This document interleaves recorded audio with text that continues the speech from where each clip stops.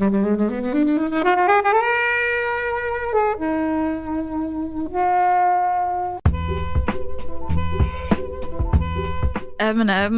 he doesn't change as much during this film, but he sort of reminds me of, you know how in Showgirls, Elizabeth Berkley's character is just angry and then she's okay? It reminds me of that, where he's kind of just like, there's a switch in his performance that either he can just be neutral or really angry. Eminem only ever did one film vaguely based on his life. And the fact it's directed by Curtis Hanson, who directed LA Confidential, and I was always fascinated by it, and I was like, yeah, I want to talk about a sports film wrapped in hip hop, please. Hey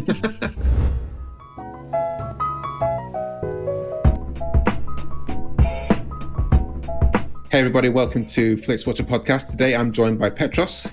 Hey, fuck the free world. Ariane. Hi. And Helen.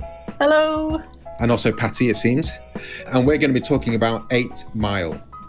Thank you, as always, to the mighty people for the mighty, mighty tunes. And thanks to Ben from Rockwood Audio for his awesome editing skills. Please do remember to write a review and rate us on Apple Podcasts and anywhere you can do where you listen to the podcast, because it really does help us. And you can join in the conversation with us on Twitter at FlixWatcherPod and on Instagram at Flixwatcher.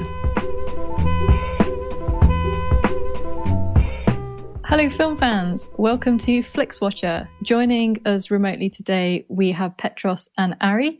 If you could please say hello to our listeners, tell them a little bit more about who you are and what you do, please.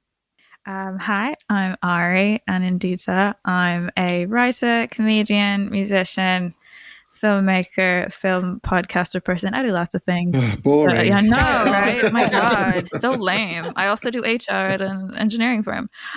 So boring. But yeah, so I do. I have a podcast with the Breadcrumbs collective called Drip Town Lemory Mane, where I talk about things that are too new for people to be feeling nostalgic about, but I'm pretty young, so I'm allowed to do that. Things from the 2000s and 2010s. I was a part of the PCC podcast. You guys have my buddies Phil and John on here a while ago. Yep. And they're lovely. I used to do that with them, and yeah, that's me. So what kind of feedback do you get from Drip Down Memory Lane when you talk about something recent? The old people like me go, that's not nostalgic. That's not nostalgic. It's like, you're a baby. I always get that. Or like, I've never heard of this before. What are you talking about? Or I didn't know Hannah Montana had this much drama going on during production. It's things like that, Yeah, I'd win a pub quiz about Disney stuff, but I'm definitely on the older side now. I'm had to have someone explain who Billie Eilish was to me. That kind of thing. Yeah. So Billie Eilish, that's where TikTok, and Olivia Rodrigo. Yeah, TikTok's also not TikTok is not for me. I don't get it either. So I'm with you there. It's good for cat content. That's true. It seems it's good for everything content, but I just don't get it. It's really hard to navigate because you just keep scrolling and you can't just pop out for a bit like YouTube. It's bizarre. Well, the one that when I realized I was too old in terms of social media was Snapchat, because they don't make it easy to navigate at all. No. And that was the thing. I think they purposely made it quite difficult, so it made older people like give up easily, but whereas young people will just persevere, and within like a few days you get it. But someone who's just trying for the first time is like, this makes no sense. Yeah. Anyway, stick to your Facebook, oldies. Exactly. Instagram. Petros, who are you? Hello, I am Petros Patsilivas. I am first and foremost the host of the Caged In podcast, which started off as a Nicolas Cage deep dive and has evolved into a wider look at the Coppola family. I'm trying to find out, are they the greatest film family of all time by watching every single film that family have had something to do with. Had you always planned to spread out from Coppola, from Nick Cage when you got to end? Because it's obviously the family tree there is quite extensive, isn't it? No, I had no idea what I was going to do, and then as 2020 happened, and like the slate of films that Nick Cage normally would release in a year, I realised, this is gonna grind to a halt at the beginning of 2021, and then I think I just came up with like, we've got to know Nick Cage. let's find out a bit more about him by understanding the family in which he came from. And like when that kind of twigged in my brain, I went, oh, that's an interesting avenue to take. And I know a lot of people don't know that connection with Nick Cage as well. And I thought it was Schwartzman, for example. Yeah. It's insane. Like whilst doing the prep for it, I kind of figured out there's like people who like marry into the family, and it kind of seems like they're legally Coppolas. And their career just like blossomed. So like Spike Jonze, for instance. Is he part of the Coppola clan? He married into it. Yeah, he was married to Sofia Coppola. Oh, yeah. Okay, fine. Yeah, and then it was Francis Ford Coppola was offered being John Malkovich, and then he went, here's a slice of nepotism for Spike, and then Delicious it's like nepotism. Boom, we've got Spike Jonze's whole career off the back of that. Like, yeah, so it's crazy. Oh, that's great. Listen, yeah, the Coppola family is super. I don't tend to know about marriage stuff. Who's going out with who's married to, that kind of leaves me kind of dry, but I have done some Wikipedia deep dives into the Coppola family. Schwartzman was my kind of like, wait, what? Yeah. kind of connection. They're all related in some way. It's an inside job, all of it. Hollywood. Well, we are here today, guys, to talk about 8 Mile, which is your choice, Petros. Can you tell us first of all why you chose it? And then I'm going to bring up a timer. And you've got 60 seconds or less to explain the synopsis. I chose it. I think it's relatively new at time of recording on Netflix, and it kind of... Is this, just going to Ari here, is this relatively new in terms of your podcast, 2002? Would that figure? Well early, but yeah. Yeah, it's not that new. I've seen 8 Mile before, I'm not that young. I know all the lyrics to Lose Yourself, don't worry. Back to you, Petra, sorry. I think it's the fact that I was 12 when this film came out, so I would have seen it on like a bootleg DVD at the time, passed around like my school. And I've just always had a fondness for it, and I just thought like... It's an oddity as well. Obviously, like Eminem only ever did one film. It's vaguely based on his life. And the fact it's directed by Curtis Hanson, who directed LA Confidential. And I was always fascinated by it. And I was like, yeah, I want to talk about a sports film wrapped in hip hop, please. Okay. I'm just going to get the timer up. Let's do the synopsis. So 3, 2, 1, go.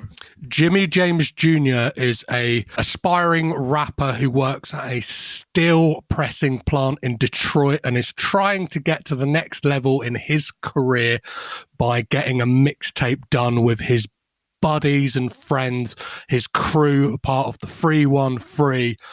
And in Detroit, it seems to be that rap is king, that it's the battleground of Coliseum.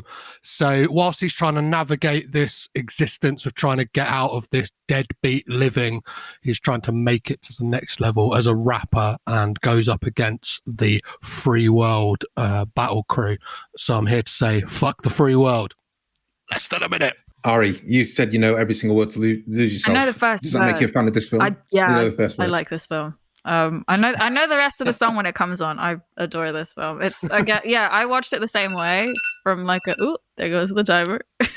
Yep. I watched it for the first time the same way Petros did, bootleg DVD, but it was from my cousin, because in Indonesia we don't really get a lot of these kind of films, like in theaters anyway. And I was like 6 when this film came out, so I couldn't see it. Yeah, I was like 6 or something. I don't know. And then my cousin had it on a bootleg DVD, and we all watched it like in the middle of the night. We stayed up super late because we couldn't have our parents catch us watching, a film with like sex scenes and swearing and rapping. And it's like, it was a good time. It was really like, whoa, this is so cool. Helen, where you're at on 8 Mile? God, I feel like an ancient granny. So I was like, must have been at least 20 when I saw this. I went to the cinema to see this. I saw it at the cinema. Yeah, seemed to enjoy it there. And I had not seen it since. I don't know why. Maybe I thought I'd got my fill. I'm not sure whether watching it now kind of I had the same kind of enthusiasm for it. There's a few things that I'm a bit like, that was a bit kind of cringe, or a bit like, that didn't age well. Such as what? Well, the sex scene is pretty cringe, I think. I thought it was cringe then. Yeah. Yeah. pretty hilarious. Very And CW. It's very TV. miscast Kim Basinger, however you want to say it. She's not trailer trash. They didn't even like give her like fake teeth or like makeup to make her look They gave her an a little accent. bit trashy. That's it. And like, spoiler, I completely forgot. But, like, the song's not in it. Like, you have to wait until like the entire credits, and then it's like, oh, where's the song? I wanted to sing "Mum's Spaghetti" to like every line in it. Well, you do. Yeah. You do get that moment where he's like writing that song, where you kind of get like lines of it, don't you? Yeah, and you get like the backing vocals that I never knew before. It's like, you gotta get one shot and stuff like that. One shot. Yeah, I remember that. I was like, what? You don't hear the whole song. Not the whole song. No. Very sad about that. Very sad about that. I think I'm like yourself, and I saw it. I don't know if I saw it at the cinema, but I've only seen it once. And I think, like yourself, I was just like, yeah, I've got it. I've got the song, which is the best bit of it. And I'm sure I've gone on YouTube and YouTube the battles. Yeah. But the rest of the film for me is a bit crap, to be honest with you. And there's a lot of actors in there that who, Kim Basinger like kind of wasted. Michael Shannon's like, oh, Michael Shannon's in this. Why is Michael Shannon in this? Well, fair enough.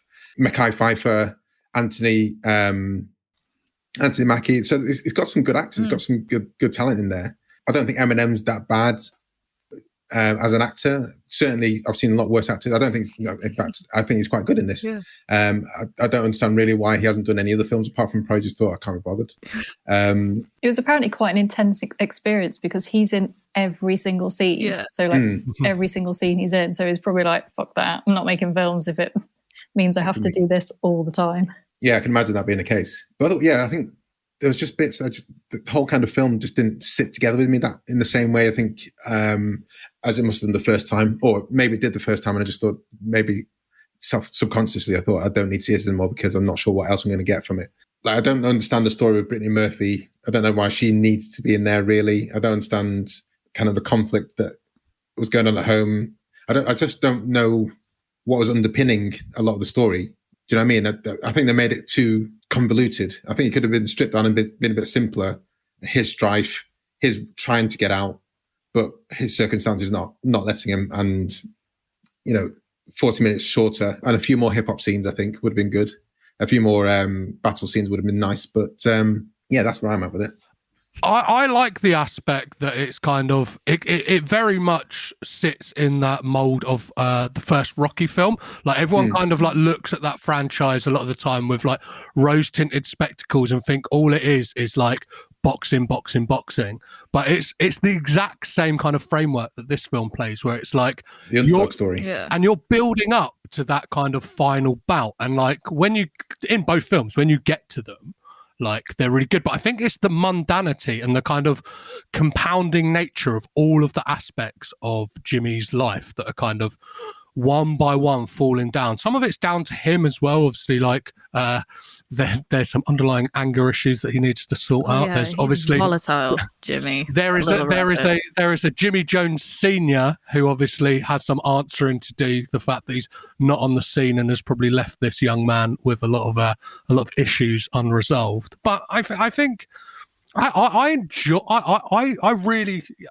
said, like, I watched it a lot when I was younger and probably didn't pick up on all of the other stuff in it. But I think as much as it is a film about like his struggle, you get glimpses into how it's like about Detroit as well. And I think like Detroit is like a really good like character almost. Do you know what I mean? Like the city itself, because you kind of, he's like an avatar for everyone who kind of lives there. Like it is this still city, and like a lot of people kind of are under this pressure of having to work in factories and kind of maybe want to aspire to more, and it's just rife with crime. And you get that in scenes where it's like when they go down to burn that house down because a guy like raped someone in there and stuff like that. And there are issues with this film. I guess one of the ones I'd point out is the kind of derogatory homophobic language. But I think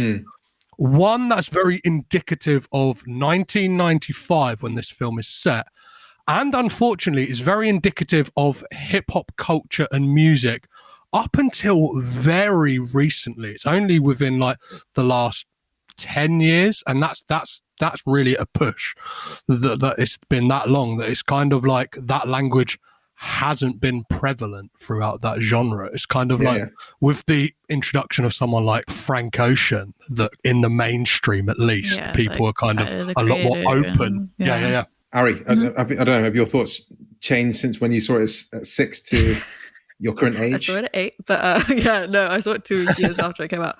It has changed a lot in the sense that I think when I was younger, you were focused on, like, as we all were, sort of focused on the rap part, you know, all the battles, and that's the thing that we sort of took away. But upon rewatching it, I really enjoyed the whole aspect of like him and his friends, so like him and Future, Mekhi Phifer's character. Like I really like that it's a story about friendship, and there's this, like, you know, the underpinning of that is like their own masculinity, the fact that they can still sort of they're comfortable enough to sort of express that they care about each other without it being a dick measuring contest, you know, like they still sort of will call each other out on their shit, or they'll still get angry but forgive each other. And I really, like, I didn't expect that the second time around watching it. I thought it was just going to be a super like dude bro film, you know, but I really enjoyed that aspect of it. And I can't stop thinking about this one line. I think it's from the last battle, and one of the rappers in there's this one bar where he just goes at Eminem and says he looks like the guy from Leave It to Beaver, and I thought I don't know why that got to me. That made me laugh. It made me giggle. And it's a great line. And even after that battle's finished, Eminem was like, "Oh yeah, that line really got me." Like that threw me, and I was like, "Yeah, I love that." But yeah, no, there's definitely like a lot of, like, it did not age well, and I don't think anybody expected it to anyway. But yeah, I wonder if Eminem were to do any films again, I wonder if he would consider ever playing a rapper or playing somebody closer to his story ever again. It's quite interesting now to think about. Well, what are your thoughts, Helen, on that? I mean, I don't know, on Eminem as a character, as an actor, well, in general. Were you a fan of his music before this? Yeah, like his first 2 albums were kind of fun album stuff. They were pretty cool. I mean, the problem I think I have a little bit like you, Kobe, is he doesn't really have much. There's not much of an arc in this. There's not much of a story. He's kind of like an underdog, and he kind of like freezes and he gets the stage fright.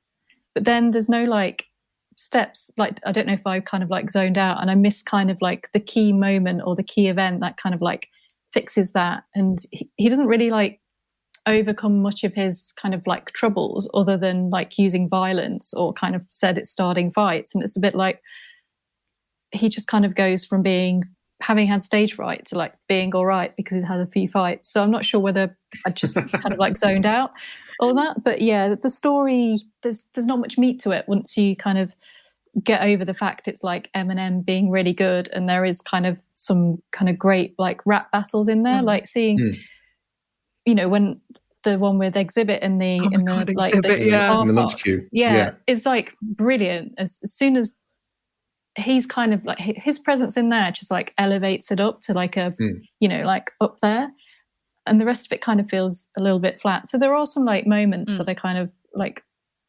feel really energized, but his story isn't really that fantastic. And I, you know, when his mum's like, "Oh yeah, I won at bingo." I'm like, I'm just trying to like imagine her like sitting playing bingo. Maybe bingo in America is a little bit different to bingo over here. Yeah. So there's just like some things bingo where I think it's a bit unintentionally like, that's a bit weird. Yeah. Got her. Kim Basinger is hilarious in this, man. Do you guys ever watch any rap battles independently of 8 Mile? There's quite a few on YouTube. You can. Yeah. I've entered one. Oh wow. Yeah. You do. Can we watch it on YouTube? You cannot watch it on YouTube. It was at a bar in Brighton, and I remember I've always been fascinated. Well, I've always loved hip hop music and stuff like that. Anyway, and I think I'd had a few too many drinks, and my mates were like, I think that's how it starts. Yeah. Well, no, it doesn't. Everyone else was like drinking like pints of water. Yeah. Like, do you know what I mean? Like, They looked like the guys in this film. They kind of had the oversized hoodies, the baggy jeans, a lot of like heads down, a lot of flat peak caps on, do you know what I mean? Like fitted caps and stuff like that. And then there's me holding a bottle of Magners or something on stage. And I got what I wanted, which was I delivered a line, which I can't remember at all, but I got oh, boo from the crowd, which is that was what I went there for, but I still lost my first round, but I didn't choke. So He got his mum's spaghetti. He got exactly. Yeah.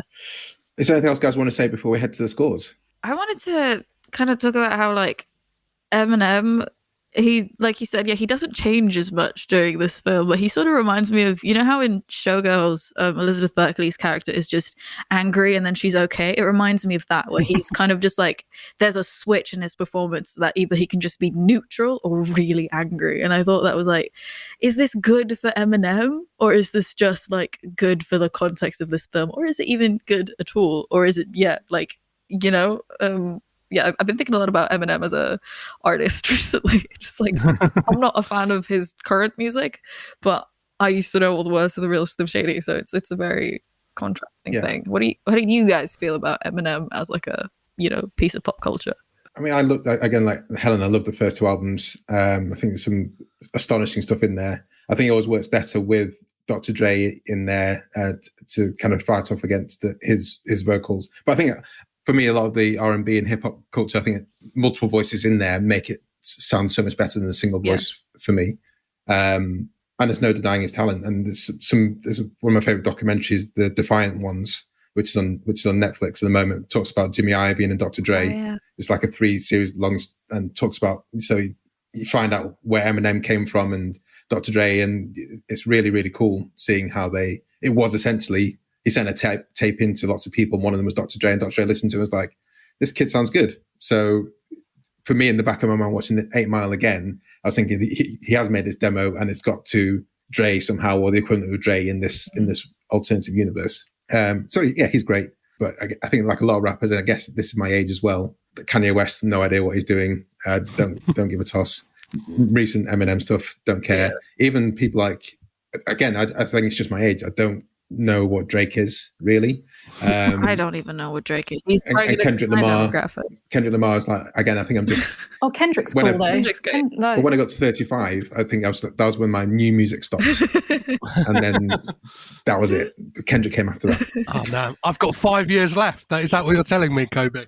It is, yeah. For me, it was when Zane Lowe left Radio 1, that's when I stopped listening to new music. Oh, his Apple Apple Radio show is pretty sick though. I'm sure it is, but it stopped. Yeah. The day the music died for Kobe. Yeah. I guess the one thing I wanted to bring up is just because I find fascinating is obviously Michael Shannon has always looked like a 45-year-old man, and he's even Groundhog Day. He's 2 years younger than Eminem in real life, which is just playing his stepdad. That's insane. Well, they're supposed to be the same age, right? Because you get it on that.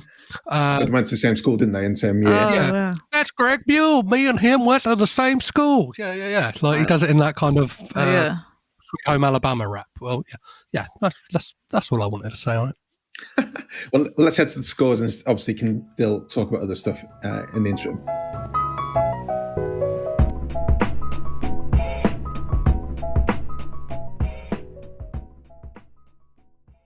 I'm Sam Clements, host of the 90 Minutes or Less Film Festival, another podcast in the Stripped Media family, a podcast that celebrates movies under 90 minutes long. Each episode, I'm joined by a special guest who selects a movie to join our prestigious lineup. Past guests have come from the worlds of film, television, music, food, comedy, and podcasting. Search for us now on the app you're currently listening to this podcast, or join us at 90minfilmfest.com.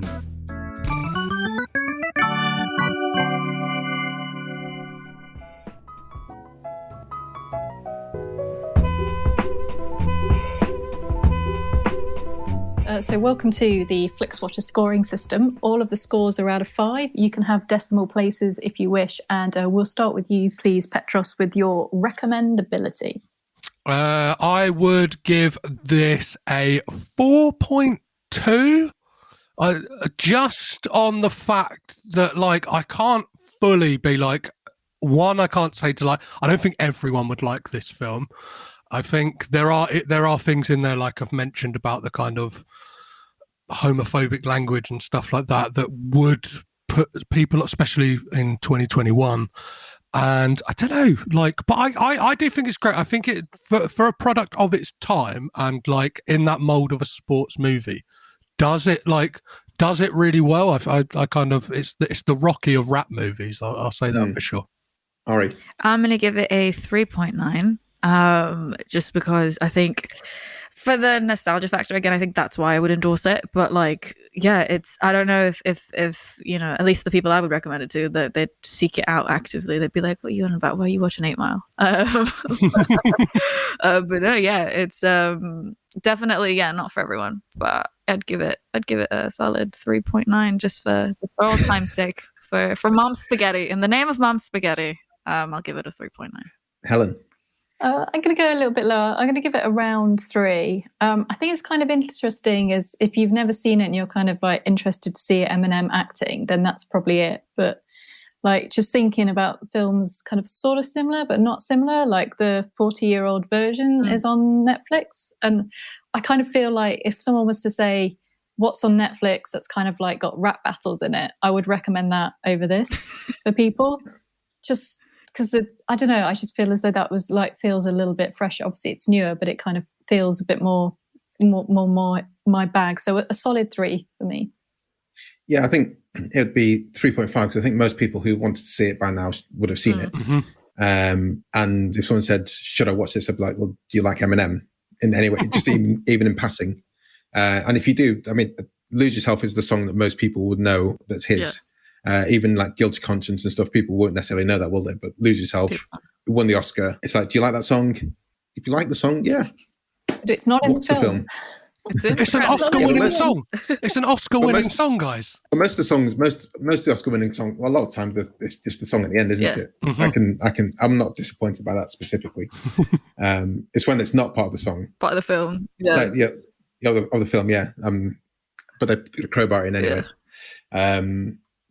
Repeat viewing score, Petros. I'm gonna have to go lower on this. I would say probably like a 3.2, just because you kind of have to spread out your viewings slightly, because it kind of like it doesn't pack the same punch, and it's that thing of like there are certain elements of it that I will now be like watching those rap battles very frequently. Do you know what I mean? Because I do enjoy them, and I know there's added ones as well that I think you can find online as well. Nice. Like, and they ran a competition that people who are in the crowd were like local rappers and stuff like that as well. And there's Eminem was supposed to mouth raps against them, but couldn't contain himself when the crowd were cheering, that he actually like does impromptu rap battles on the set of the film and stuff like that, which I'm definitely sure you'll be able to find on YouTube, or if not, a DVD that you'll be able to pick up in CX for like £1 or something like that. I think I would have quite enjoyed seeing other rap battles that didn't involve Eminem. In this, just the pre ones before he got on the stage, for example, and the other ones that were in the tournament. It would have been just nice to hear those, to kind of hear the talent of the people. Sort of like to establish the free world as well, don't you think? Like, to see what they've got. Well, it's weird that like the only people he battles against at the end conveniently is from the same crew. And I don't know, it's kind of a bit like, even if we got like a kind of Karate Kid style montage of like, exactly, even just the best lines, or like a hip hop beat play, just like boom boom boom, a few different people, because you hear Mekhi Phifer be like, "Hey, next up we got Slippin' Jimmy and Bobby Joe on the mic." You're watching too much Better Call Saul there. Just two names that came up. Ari, repeat viewing. I would give it a round 2, because I would definitely, it'll take me literally, I think, another 20 years to see it mine again, just because once you've seen it, you've had your fill. It's not something I would seek out. If I wanted to hear "Lose Yourself," I would look it up on Spotify, or watch the official music video for it on YouTube or something. But I wouldn't seek out, although I'm a huge fan of Brittany Murphy, so I might just see it again just for her. But I'd give it 2. How long after this did she die? I remember it being, I was really shocked by it. Years after, I think, right? Like early 2000s, which is really sad. She's awesome, and I wish she had some of this, like some music stuff to do, because she's a brilliant singer. But here she was just like a model or whatever.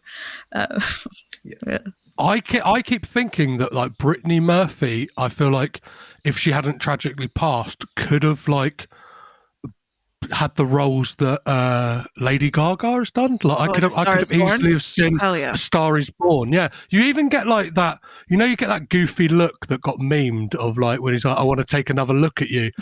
Brittany Murphy like kind of does that with Jimmy. You kind of get those like glances that they have between each other. So like, I want to see a hip hop Star Is Born with Eminem. Well, obviously it's not going to happen, but Brittany Murphy. That hip hop one would be quite good. That would have been perfect. Yeah, well, the thing is, Eminem would be the older guy, older on his way out and discovering a new star.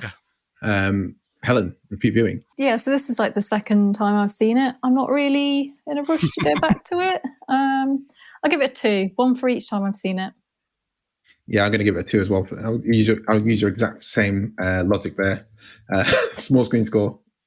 Petros. Small screen. I've only ever seen it on a small screen, so it's always been a 5 because it's always been. I've always enjoyed it on a small screen. I would like to see it on a big screen though, because like the cinematography is really interesting. It's got this. It looks like a film that like could have come out in 1995. It's got like a nice like grain to it and stuff like that. But yeah, I think it does work well on the small screen because if you've got like a few friends round and stuff like that, like it's one of those films where you can kind of like have a little bit of a chit chat and then check back in for the. You can hang out with the guys, like you can partake in drinking beers or some herbal remedies. Well, if that's your bag, but yeah, I think it's the perfect like small screen film. Ari, I think it works for a small screen. I'm going to give it a 4, just because I don't think it'll work like it'll work in like group settings, but I feel like I had a hard time watching it on my laptop, so I switched it to the TV and I paid attention more. So I think like if you know other distractions are around you, and they probably will be, I don't think it'll give the film its full respect to watch it. But I'll give it a 4. Yeah, it works. It doesn't fully work. But Helen. Yeah, I'm going to go for a 4 as well. I think it works on a small screen, but Curtis Hanson is kind of like would not have intended you to be watching it for your first time like that. So it is quite cinematic, and I think the kind of the musical scenes kind of add that little bit more when it's a bit more kind of surround sound and a bit loud. So if it's going to appear somewhere like the Prince Charles, then make that your preference. But otherwise, yeah, it's all right. So a 4. Yeah, it'll be an 8 Mile sing along with the Prince Charles. Well, I was thinking that, but would it just be the song at the end, which isn't, as Helen says, just in the credits? Yeah, to the credits. Yeah, you'll rap along to the credits. Yeah, sorry, you said 4, didn't you, Helen? Yeah. I'm going for 4.5. I think I'd like to. I've seen many different bands and people play Lose Yourself live, and I think that's the biggest bit I'd get from the cinematic experience. But I think I'd still enjoy it, and it would be the Prince Charles. You get to the end and everyone just sing Lose Yourself with the lyrics at the bottom would be quite fun. So 4.5. Throwing spaghetti at the sea. Oh, mum's spaghetti. There you go. Spoon. No, that triggered something. The spoons. So engagement score, Petros. This is a difficult one. I don't know. I'm going to go 4 just because, like, if it's on, and because it is that thing where it's like it's backloaded with the big battle sequence. It's like, well, if it's on now, I've got to watch it to get to that. Do you know what I mean? So, like, I'm going to give it a 4 because I would, if I was channel hopping, and I've watched it twice in like the space of a month. So like, and I've enjoyed it both times. So like, I'll go with a 4 on engagement score. Ari, I'm going to give it a 4 as well. I started it and I actually paid attention, which was rare for me. So yeah, I'm going to give it a 4. Helen, a little bit lower for me. I think it kind of dragged a little bit, and we could probably, like Kobe said, like make it a little bit shorter, a little bit snappier. So 3.5. Yeah, I'm going to 2.5. I think you can kind of lie down on the sofa, press play, and when there's not rapping going on, you can knob about on your phone, on Twitter, Facebook, pay attention when the next rap battle happens. And that gives us an overall score of 3.4565. Yeah, pretty much what I thought it would be. Let's head to Twitter, guys. Everyone, do follow us on Twitter. If this is your first time, go follow us. We are at FlixWatcherPod on Twitter. And the main reason to follow us is because every time we do a recording, we put a shout out asking for your your input in a tweet like this. We're reviewing 8 Mile with Caged in Pod and Ariane Anantaputri. Sorry if I've got your name completely wrong there. From Breadcrumbs Pod. Have you seen it? Tells your thoughts and your score out of 5 stars for an on-air shout out on Flixwatcher. And we had one response to this, which is from, Petros, can you read that response out? Yeah, so it's from Flix X-Raid, and they said, I still sing his rap too often with my buddies and enjoy it every time. 4 out of 5. Yes, please. Fair play. He can join my crew. Strong support from Twitter. Guys, can you tell us where we can find you online, and we can say goodbye to everyone who's listening? So you can find me at Ariane Anantaputri on Twitter and Instagram, or at ADTLM Podcast on Twitter as well for my podcast, or Breadcrumbs Pod at Breadcrumbs Pod on Twitter. So you can find me at Caged in Pod on all social media. So it's Twitter, Instagram, Facebook, and Letterboxd, as well as you can find the podcast on all the regular places, as well as the breadcrumbscollective.com, where all the kind of the group's podcasts are available as well. It's awesome. It's not just a podcast network, it's a family, as our leader Jonathan would say. It's just watching too much Fast and Furious. Yeah, that's it. Well, thank you very much, guys. Thanks so much for coming on. Bye. Enjoyed this episode of Flixwatcher podcast? Why not leave us a 5-star review on iTunes? You can also follow us at FlixWatcherPod on Twitter, and we're at FlixWatcher on Instagram. Thanks as always to the mighty people for their mighty, mighty tunes, and Ben from Rockwood Audio for his awesome editing skills. If you're looking to get your podcast edited as sweet as this, get in touch with Ben, and that's Rockwood, ROKK Wood Audio. Tell them Flixwatcher sent you.